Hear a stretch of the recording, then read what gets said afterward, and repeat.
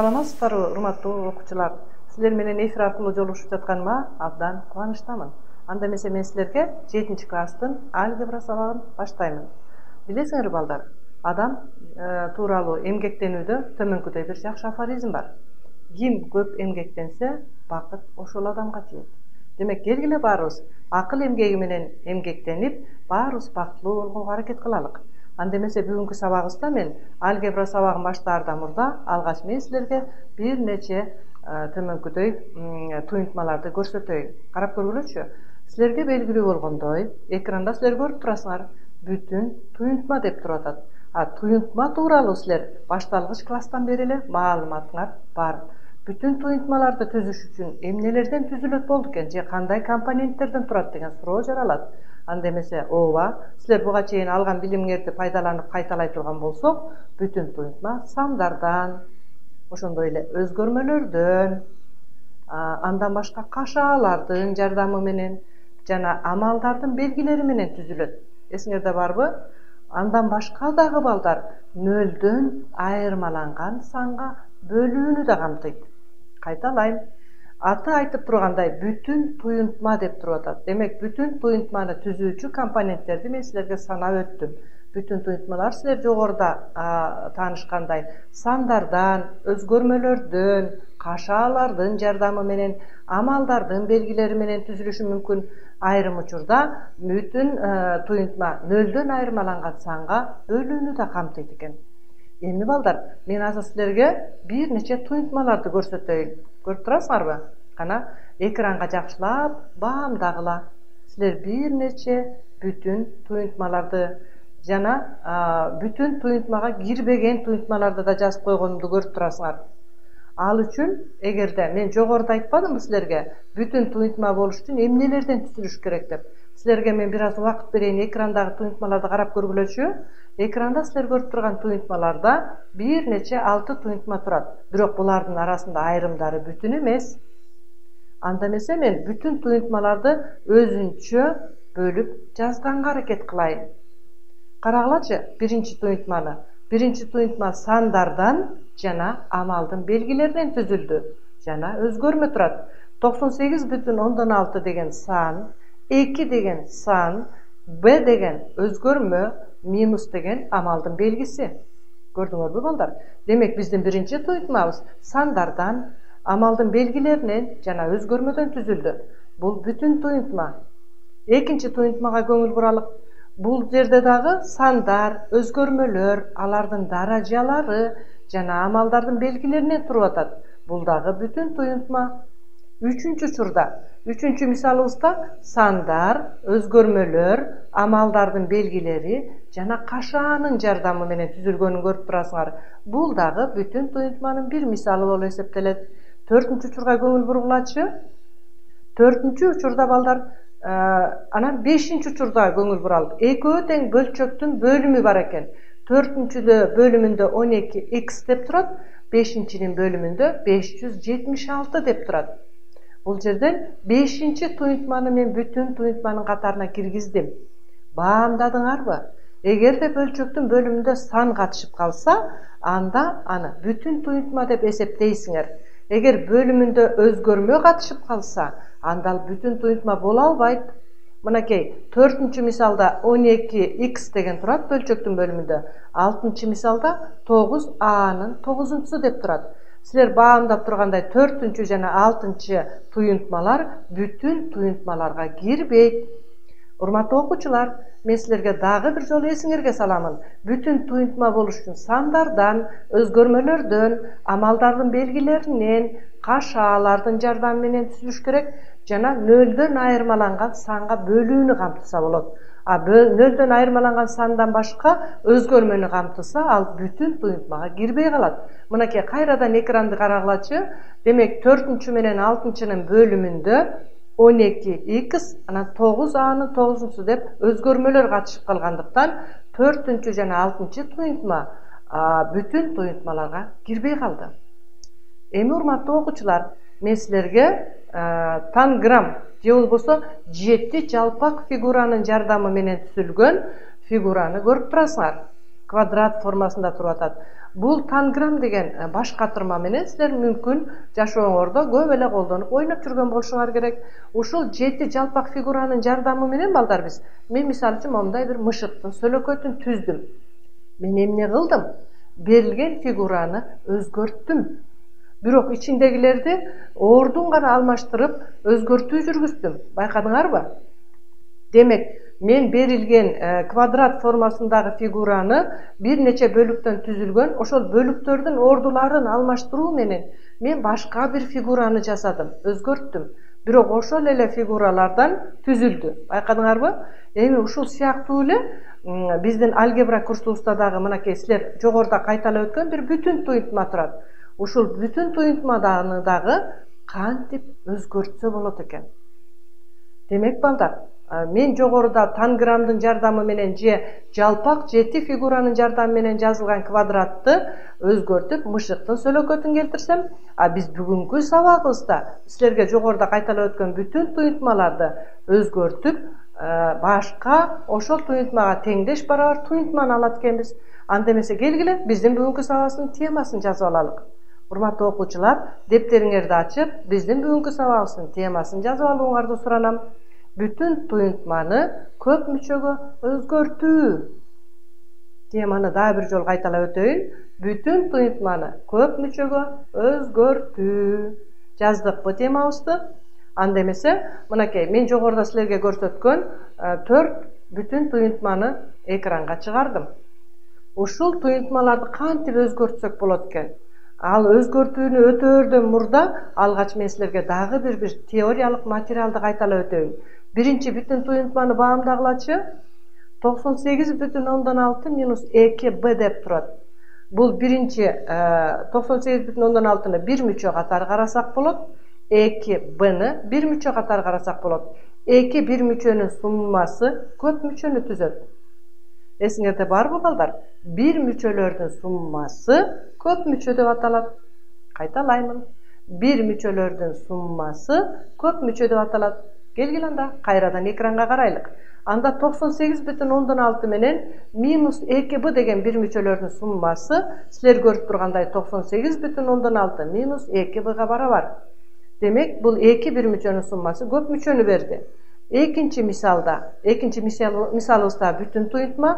Биринчи бир мүчөбүз 7a-нын 5-чи даражасы b, экинчи бир мүчөбүз 21ab. 2 бир мүчөнүн суммасы дагы көп мүчөнү түздү. Үчүнчү учурга кайрылалы. 32x-тын кубу y плюс 4 менен суммасы менен көбөйтүндүсү түрүндө туруп атат.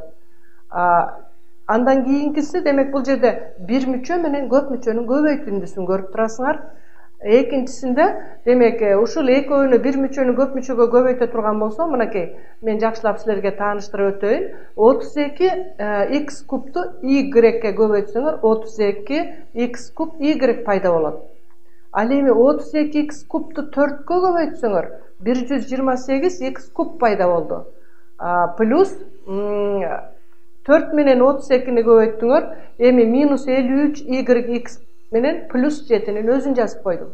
Ушул жерден карагылачы, алгач силерге бүтүн туюнтма берилген. Мен бүтүн туюнтманы бир мүчөнү көп мүчөгө көбөйтүүнүн ыкмасын пайдаланып көбөйттүм. Анан калган 2 мүчөнүн өзүн жазып, силерге баштапкы абалы менен салыштыра турган болсоңор, демек берилген бүтүн туюнтмабызды көп мүчө түрүндө жазып койдум. Кайталайм балдар. Алгач бизге бүтүн туюнтма берилген. Ошол бүтүн туюнтманы мен бир мүчөнү көп мүчөгө көбөйтүү ыкмасы менен көбөйтүп, анан калган 2 бир мүчөнүн өздөрүн жазуу менен көп мүчө түрүндө алып келдим. Демек, 4-нчү тапшырмага өтөйүн. 48a-нын өзүн жазайын. Демек, 48a-нын өзүн жазсам, анда 9x минус 7y бөлүнгөн 576 деген туюнтманы мен мындай теңдеш өзгөртүп алайын. Карагылачы, экранда турат. Демек, 9x минус 7y-ди 576-га сумманы санга бөлүш үчүн ар бирин өз-өзүнчө бөлүп койсо болоорун силер билесиңер. Демек, мен 9 бөлүнгөн 576-ны x-га көбөйтөм, минус 7-ни 576-га бөлгөндү y-ге көбөйтөм. Же 576'dan 9 x minus 576'dan 7 y деп жазганга болот балдар. Анда эмесе мен ушуларды теңдеш өзгөртүлгөнүн жазайын. 48a'nın özün жазып, ал эми 9x minus 7y бөлүнгөн 576'нын ордуна силер көрүп турган туюнтманы жаздым. Анда силер баамдагандай алгачкы берилген бүтүн туюнтмадагы көп мүчө түрүндө жазылып калды. Анда эмесе мен балдар бүгүнкү сабактын өзөгүн түзгөн дагы бир негизги теорияны кайталап өтөйүн. Анда эмесе экранга кайрадан көңүл буралып, каалаган бүтүн туюнтманы көп мүчө түрүндө көрсөтүүгө болот. Кайталайм. Каалаган бүтүн туюнтманы көп мүчө түрүндө көрсөтүүгө болот.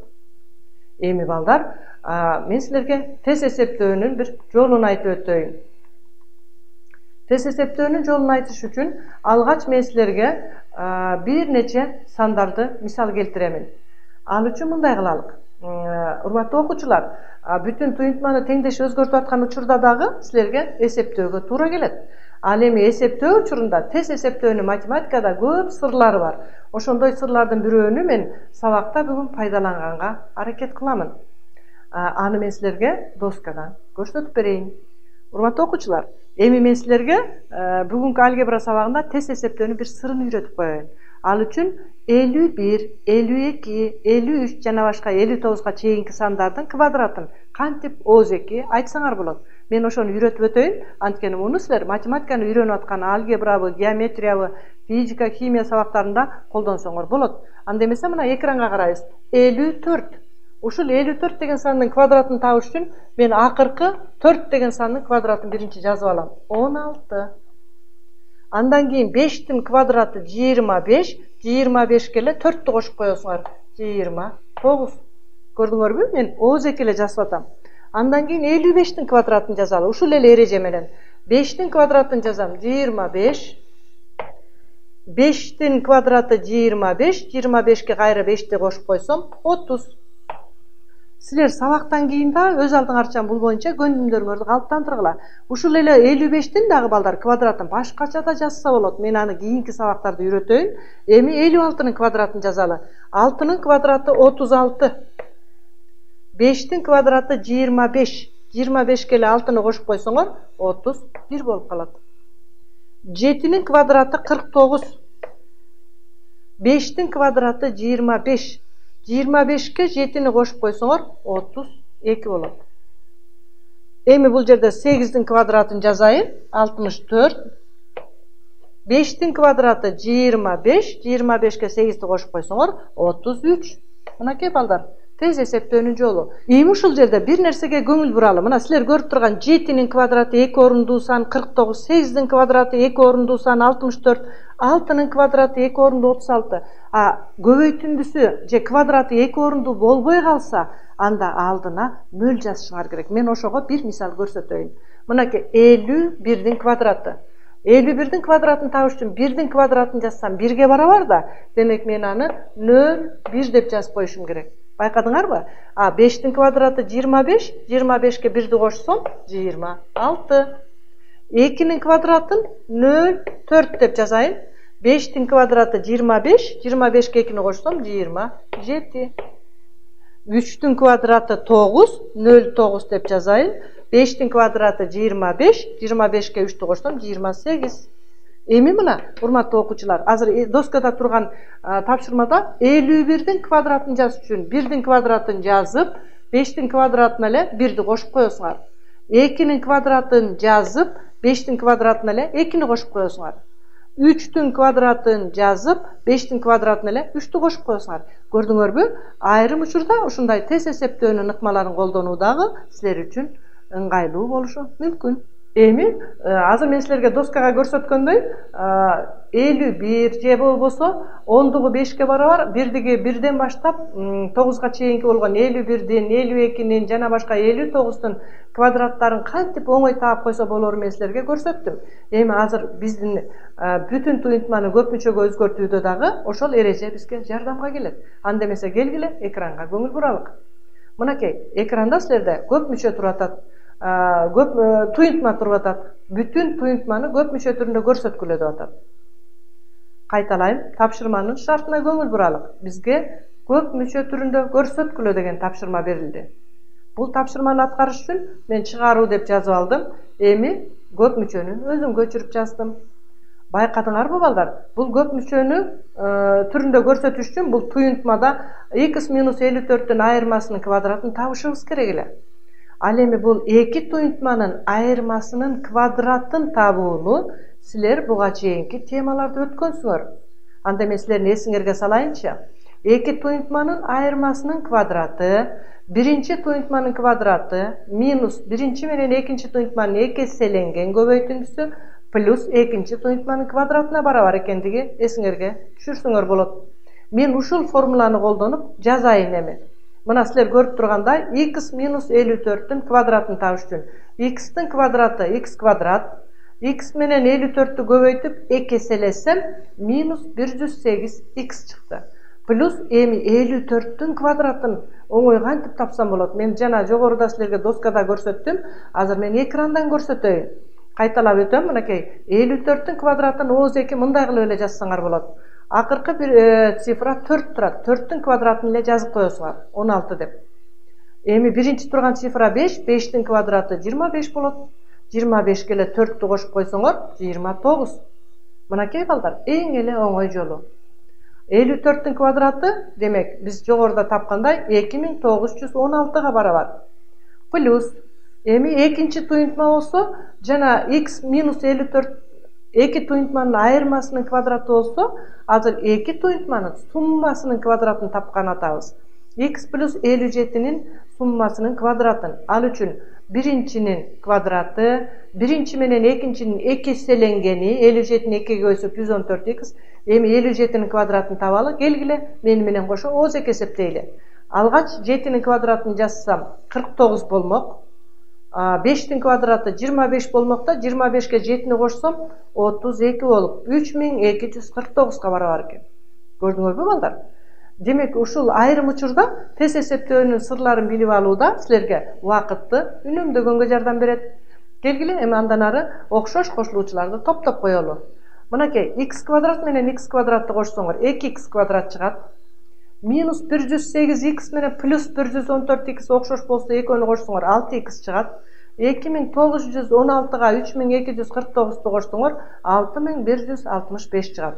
Мынакей, мен берилген бүтүн туюнтманы көп мүчө түрүндө көрсөттүм. Жообун жазып коебуз. Биздин көп мүчөбүз 2x квадрат плюс 6x плюс 6165-ке барабар экен. Урматтуу окуучулар, силердин окуу китебиңерде дагы ушул сыяктуу көптөгөн тапшырмалар камтылган. Аны силер азыр мен жогоруда көрсөткөн мисалдын негизинде өз алдыңарча дагы көндүмдөрүңөрдү калыптандырганга аракет кылгыла. Мен эми силерге дагы бир тапшырманы аткарып көрсөтөйүн. Мынакей карагылачы, көп мүчө түрүндө көрсөткүлө дейт. Бул жерде бизге алгач туюнтма түзүүнү карашыңар керек экен. Экранга жакшылап баамдагыла. Бизде 3 көп мүчө турганын көрүп атасыңар. Демек, ушуларды жазардан мурда мына шартына жакшылап көңүл бургула. Мындай тапшырма окуу китебиңерде турат. Жана деген сөздү көрүп атасыңарбы? A'нын 4-түнчүсү минус 5a куб плюс 1 жана a куб плюс 3 деп турат. Жана десе, экөөнүн ортосунда көбөйтүндүсү дейт. Ушул экөөнүн көбөйтүндүсү десе, экөөнүн ортосуна көбөйтүү белгисин коймокпуз. Бирок математикада жазууда эки кашаанын ортосунда көбөйтүү белгисин жазбай койсо да болот. Эми биринчи турган 3 мүчө менен суммасын дейт. Көп мүчөсү менен суммасын деп, демек ортосуна суммасын койдум. Урматтуу окуучулар, ушул тапшырманын шартын жакшы ичиңерден өз алдыңарча окуп чыккылачы. Минус 5a'нын 5-нчиси плюс 5a'нын 4-түнчүсү минус 2 көп мүчөсү менен a'нын 4-түнчүсү минус 5a куб плюс 1 жана a квадрат плюс 3 көп мүчөлөрүнүн көбөйтүндүсүнүн суммасын тапкыла. Мына ушул сыяктуу тапшырма келгенде алгач силер андан бүтүн туюнтманы түзүп алдыңар. Эми бул бүтүн туюнтманы теңдеш өзгөртүп, көп мүчө түрүндө жазып алабыз. Мынакей алгач 3 мүчөнү жаздым. Эми экинчи бизге көп мүчөнү көп мүчөгө көбөйтүүнүн эрежесин пайдаланып жазабыз. Мен силерге доскага көп мүчөгө көбөйтүүнү даяр формада эле жаздым. Силер аны билесиңер. Биринчи 3 мүчө турат. A'нын 4-сү минус 5a куб плюс 1. Муну мен a квадрат плюс 3кө көбөйттүм. Ал көп мүчөгө көбөйтүү деген эрежени өз алдыңарча бир аз кайталап алгыла. Мен болсо окшош кошулуучуларды топтой берейин. Мынакей бул жерде минус 5a'нын 5-си жана минус 5a'нын 5-си. Булар окшош кошулуучулар. A'нын 6-чысын көрүп турасыңар. Ошондой эле 5 көбөйтүлгөн a'нын 4-сү жана 3 көбөйтүү a'нын 4-сүн көрүп турасыңар. Минус 15a'нын кубу жазылып турат. A'нын квадраты турат. Андан кийин 2 сан турат. Сандар дагы өз ара окшош кошулуучу болот. Эми a'нын 6-чы даражасына окшош кошулуучу болбогондуктан анын өзүн жаздым. Минус 5a'нын 5-си менен минус 5a'нын 5-син кошкондо минус 10a'нын 5-си чыкты. Плюс 8a'нын 4-чүсү минус 15a куб плюс a квадрат плюс 1ге барабар болду. Мынакей урматтуу окуучулар, демек бизге берилген тапшырманын шартына ылайык көп мүчөлөрдүн көбөйтүнүсүнүн суммасын көп мүчө түрүндө көрсөттүк. Ошондо бизде мына силер көрүп тургандай a'нын 6-чысы минус 10a'нын 5-си плюс 8a'нын 4-чүсү минус 15a куб плюс a квадрат плюс 1 келип чыкты. Эми урматтуу окуучулар, сабактын аягында мен силерге төмөнкүдөй сунуш айтмакчымын. Эфирдик убакыт чектелүү болгондуктан мен силерге темадагы негизги деген түшүнүктөрдү кайталап бергенге аракет кылайын жана силерге кошумча да тез эсептөөнүн ыкмасын, математикадагы айрым бир окуу китебинде кездешпей калган материалдар тууралуу маалыматтарды берип турмакчымын. А силер болсо окуу китебиңерди ачып алып, андан ары өз алдыңарча чыгаранга аракет кылгыла. Мен силерге ийгилик каалаймын. Кайрадан жолугушканча саламатта калгыла.